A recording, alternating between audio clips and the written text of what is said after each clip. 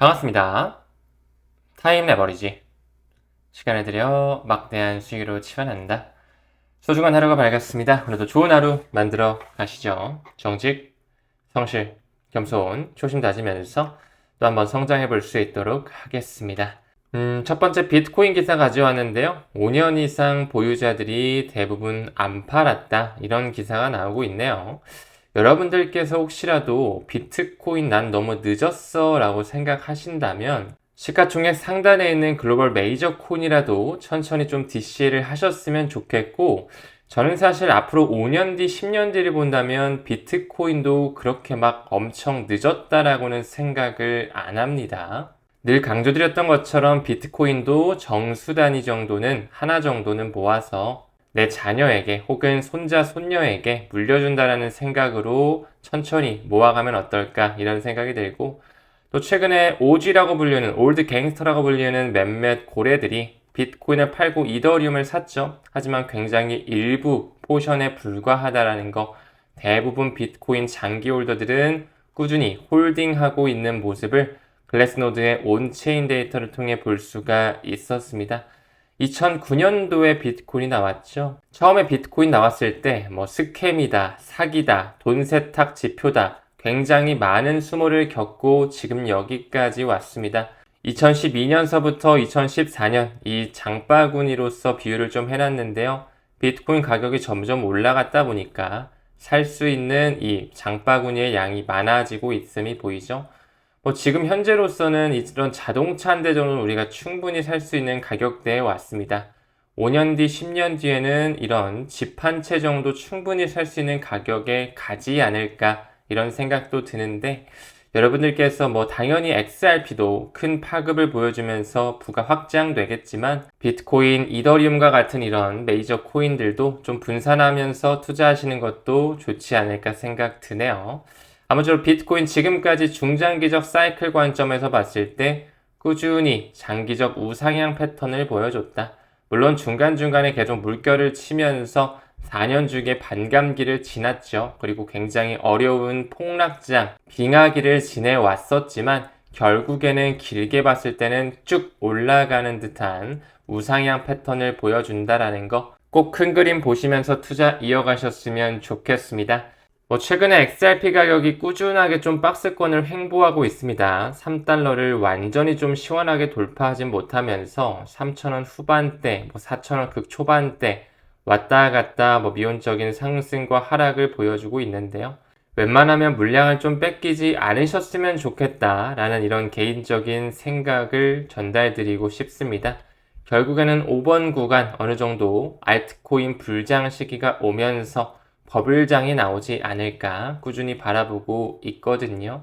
사실 XRP에 투자하는 건 참 고독한 길인 것 같기도 해요. 많은 사람들이 XRP에 대해서 관심도 없을 뿐더러 너무 김치 코인 같다, 한국 사람들이 너무 많이 들고 있다, 혹은 임원진들이 너무 많이 들고 있어서 매도 리스크가 있다, 아니면 에스크로 물량이 매월 1일마다 풀리기 때문에 가격이 오를 수가 없다라든지 중앙화된 성격을 띠고 있기 때문에 위험 요소가 크다 등등 여러 가지 잡음들이 많이 나오는 코인이 바로 이 XRP죠. 하지만 블록체인의 본질에 대해 공부하고 화폐에 대한 역사를 인지하게 된다면 이런 외로운 길 또한 충분히 걸어갈 수 있는 투자자가 될 거라 생각을 합니다. 많은 사람들이 비트코인에 대해 열광을 하고 있죠. 또 대중들한테도 잘 알려진 코인이자 최초의 블록체인으로서 큰 의의를 가지고 있는 건 맞습니다만, 정말 세상을 바꾸고 가치를 완벽하게 자유롭게 이동시킬 수 있는 토큰은 바로 이 XRP 코인이 될 것이다 라고 생각하고 있어요.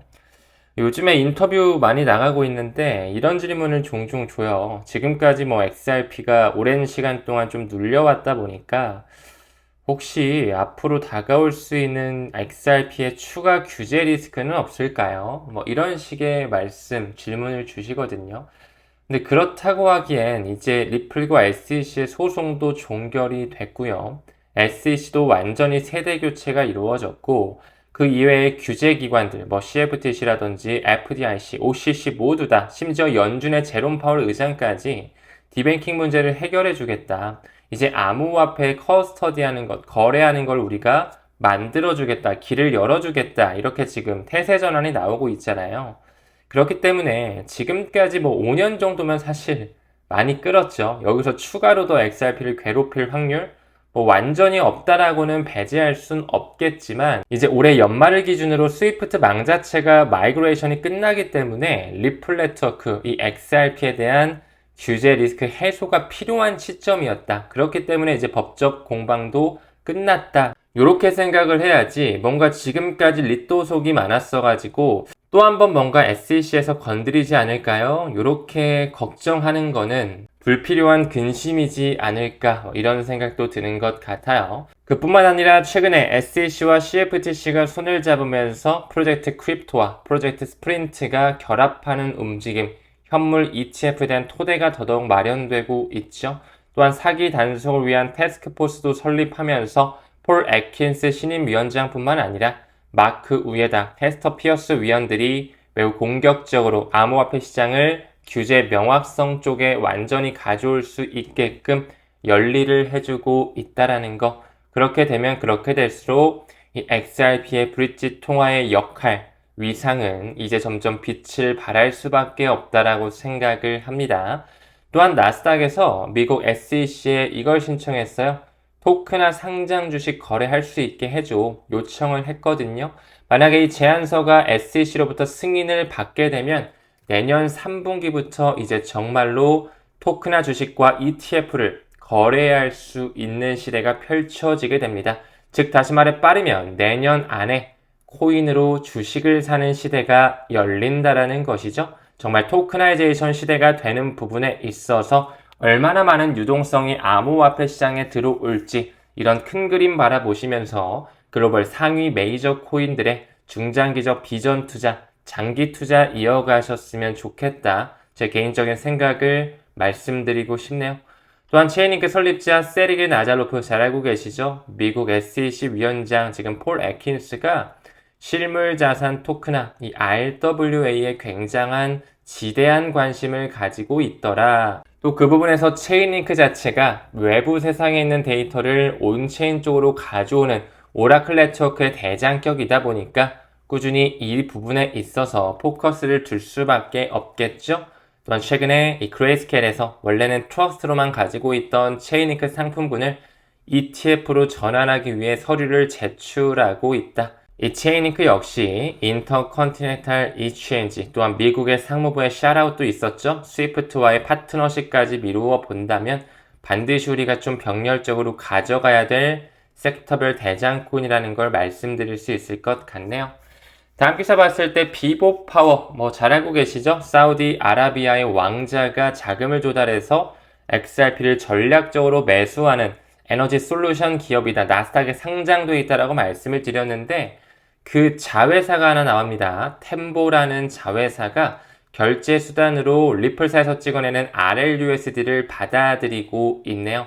그 자회사가 뭐 하는 회사인지 봤더니 전기차 제조업체구나. 최근에 전기차 충전업체 블링크 차징에서도 XRP를 필두로 한 암호화폐 결제를 받아들이고 있었는데, 이제 전기차 제조업체 비보파워의 자회사 템보에서 RLUSD를 결제 수단으로 도입하고 있구나. 이 템보의 고위 관리자가 이렇게 말하네요. RLUSD의 결제 도입은 빠르고 저렴한 송금을 가능케 하기 때문에 XRP 생태계 성장에 기여하고 있더라. RLUSD가 XRP 레저 위에서 주조된다. 백엔드에서는 XRP가 쓰일 수 있는 환경이 마련됐다라는 거 잘 알고 계시죠? 꾸준하게 기관의 채택을 받고 있습니다. 또한 최근에 비보파워, 도플러 파이낸스에 약 3천만 달러 정도의 XRP 예치를 준비하고 있다라고 말씀을 드렸죠.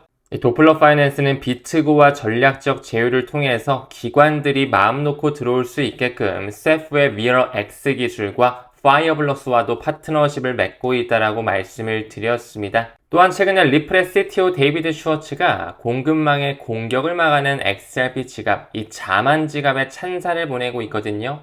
이 자만 원래 전 이름이 아마 썸 지갑이었죠. 이제 자만으로 이름이 바뀌었는데, 보안상 너무나 안전하다, 모범 사례로서 리플 CTO의 샤라웃을 받았습니다. 혹시라도 여러분들께서 자만 월렛이라든지 디센트 월렛에 XRP를 가지고 계신다면 도플러 파이낸스 연결을 하셔가지고 이자 수익 챙겨 가셨으면 좋겠습니다. 참고로 XRP는 정통적인 스테이킹이 안 되죠. 이 CDFI, 도플러 파이낸스라고 하는 이 메커니즘을 통해서 기관들이 지금 이자를 받아가고 있다. 플레어 네트워크 쪽으로도 이자를 받게끔 창구가 뚫려 있죠. 제가 지금 검증 과정에 있는데 이 부분 또한 좀 확실하게 안정성이 검증되면 영상을 통해서도 언급을 드릴 수 있도록 하겠습니다. 아무쪼록 디센트 지갑도 잘 알고 계시죠? 개인 지갑 굉장히 유명한 지갑인데 여기도 지금 도플러와 손을 잡아가지고 XRP 수익 경험을 확장하는 움직임을 가져가고 있다. 지금 뭐 기술 개발 거의 완료가 됐고 안정화 작업 중에 있다라고 해요. 그래서 빠르면 10월부터는 내가 디센트의 XRP 가지고 있을 때 이거를 도플러 파이낸스에 함께 연동을 시켜가지고 약 3% 정도 APR, 연간 이자율 복리 효과를 낼 수 있다라는 거 체크하고 넘어가시길 바라겠습니다. 다음 기사 봤을 때 펀드 스트레스의 어드바이징 매니저죠. 이 톰 리가 호언장담을 하고 있네요. 또한 그는 비트마인의 의장을 맡고 있죠. 현재 비트코인이 연말까지 쉽게 20만 달러에 도달할 수 있다. 이런 인터뷰를 최근에 했거든요. 20만 달러면 우리나라 돈으로 한 2억 8천만 원 정도 되는 돈이 되겠네요. 연말까지 20만 달러, 뭐 가능성이 아예 없는 건 아니지만 이렇게 비트코인이 좀 크게 팽창한다면 이더리움, XRP, 솔라나와 같은 메이저 알트코인들, 특히나 현물 ETF의 승인 움직임과 함께 더 큰 파급을 보여주지 않을까 생각이 듭니다. 20만 달러라는 이 금액 자체가 올해까지 본다면 살짝 불가능한 영역도 걸칠 수 있겠지만 내년까지, 내후년, 다음 사이클까지 간다면 반드시 터치하고 올라갈 수밖에 없는 가격대이지 않을까.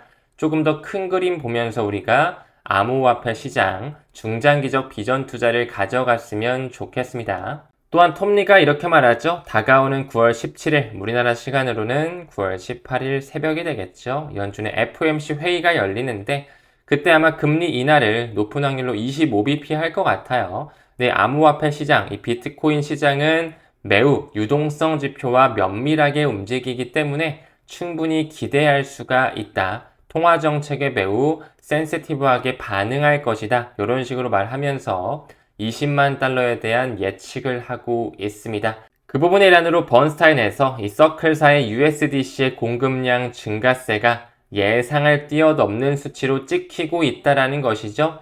올해 연말까지 USDC의 공급량이 740억 달러에 이를 것이다. 그만큼 현물 돈을 디지털 쪽으로 마이그레이션 시키면서 달러 기반 스테이블 코인화 되고 있다라는 것이죠. 특히나 기관들이 암호화폐를 사고 해지를 할 때 이 달러 기반 스테이블 코인을 매우 선호한다라는 걸 알 수가 있습니다.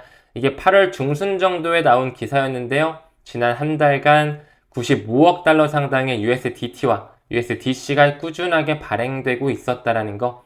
이 말은즉슨 유동성이 점점 암호화폐 시장에 들어오고 있음을 시사하기 때문에 가격 상승 가능성이 높아졌다라는 걸 의미한다. 8월 중순 거 말고 최근 거 좀 볼까요? 9월 9일 2.5억 달러, 9월 6일 또 2.5억 달러, 9월 5일 날 테더에서는 20억 달러 찍어내버리죠. 9월 4일 2.5억 달러 USDC. 꾸준하게 USDC, USDT가 주조가 되면서 기관들이 뒤에서는 OTC 거래로서 매집을 하고 손바꿈 장세를 만들어내면서 알트 시즌을 고대하고 있다라는 거. 반드시 그 버블의 시기, 인간의 탐욕이 들끓는 시기가 저는 도래할 수밖에 없다라고 생각을 합니다. 다음 기사 봤을 때 푸틴의 수석 고문이 미국은 암호화폐를 이용해서 국가부채 문제를 해결하려고 한다, 이런 식의 얘기를 하고 있는데요. 시간이 지남에 따라 부채 시계는 꾸준히 증가하고 있습니다. 미국조차도 GDP 대비해서 훨씬 그 수준을 상회하는 국가부채를 찍어대고 있죠. 37조 달러 넘어간 지 오래됐고요. 이미 이자 금액만 하더라도 국방비를 추월해 버렸다. 이 말도 안 되는 재정 적자, 이 심각한 상황을 어떻게 리셋하게 될지, 우리는 어떤 암호화폐에 대한 가치 반영으로서 그들이 그레이트 리셋을 하게 될지 면밀하게 공부하면서 꾸준히 가치 투자를 해야 된다. 이렇게 좀 말씀드리고 싶네요. 상한학교 에이플 회원님들은 오늘 저녁 8시에 라이브에서 또 많은 얘기 나눌 수 있도록 하고요. 금요일도 데일리 영상 끝까지 시청해 주심에 대단히 고맙습니다. 우리는 모든 면에서 점점 더 좋아지고 있습니다. 감사합니다. 성투합시다.